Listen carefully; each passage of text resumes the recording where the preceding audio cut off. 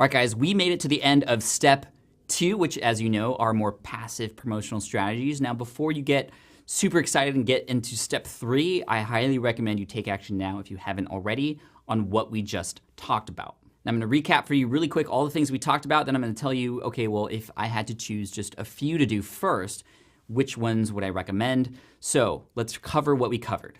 In lesson 2, we talked about adding links to your archive. So going back into the past, looking at all the content you've already created from your blog posts to potentially podcast episodes and YouTube videos, and injecting links for your focus product there. Now, you might have some ideas on other products that you found in your list earlier that you can put into other pieces of content, and we'll get into that later. But again, we're focusing on that focus product right now to start. Now, if you're having trouble determining, okay, well, what are the best pages because you have a ton of pages on your website, one thing you can do is actually go into Google Analytics or other analytical tool and find your most popular articles based on traffic for that particular topic, and then you can put your link into those articles first. Now, don't forget the disclosure, really important, but going back into your archive, really powerful.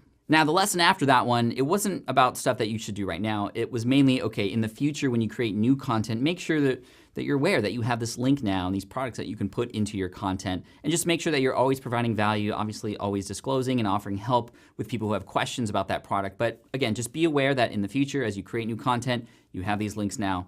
That's all you need to know for that one. The lesson after that, we talked about a resource page. Remember, it was that kind of running list and organically always changing list of up-to-date items that are going to be there and helpful for your audience. If you're just starting out, put your focus product on there and maybe a few books as well if you're signed up for Amazon or another marketplace, and then you can just grow it over time. But have that live in the navigation menu of your website, and that becomes a very powerful, passive, and very non-aggressive way to generate an income over time through the products that you're recommending. Then remember, we talked about our homepage and why we might want to consider not utilizing that as much as we might think for affiliate marketing promotions, but utilizing it instead for indirect promotions to the things that then mention those affiliate products. So just again, some stuff for being aware in the future when you create new stuff. Yes, your homepage is the most popular, likely, and most visited page on your website, but that doesn't mean you have to just sprinkle a whole bunch of ads and promotions on that page. Next, we talked about your Start Here page, and if you remember, that's where people go to learn, okay, well, I'm here, what do I do first? And of course, you can put affiliate promotions in there for things that make sense for a person's start with their journey with you. And then finally, just in the last video, I walked you through an email autoresponder sequence and how to utilize that for potential affiliate marketing promotions too. Now to finish up, if you were to ask me, hey Pat, like which one should I do first? Which one is most important? Well, all of these are important to have and of course can work for you over time once you set them up. But to start out with, I would definitely utilize and create a resource page and have that live in your navigation menu as soon as possible, because that can always be there for you to start referencing now and work for you in the future. Same thing with your Start Here page. That's something that's very useful.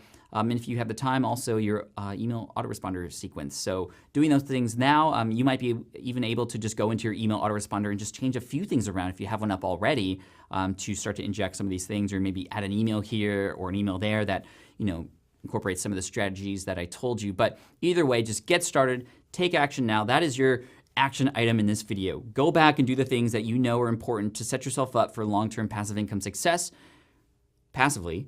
And then when you're ready in the next video, which is the next module, step 3 here, we're gonna get into some active campaigns that you can use to start to really give yourself an opportunity to have some surges of income through the affiliate marketing promotions that you're gonna do. Doesn't matter how big or small your audience is, this is stuff that will also as a byproduct be useful for you in the future too, but it's gonna take a little bit more work, but it's gonna be a lot more high value and it's gonna be really fun too. So when you're ready, click the continue button up top. I'll see you in the next module, step 3 here in 1, 2, 3 affiliate marketing.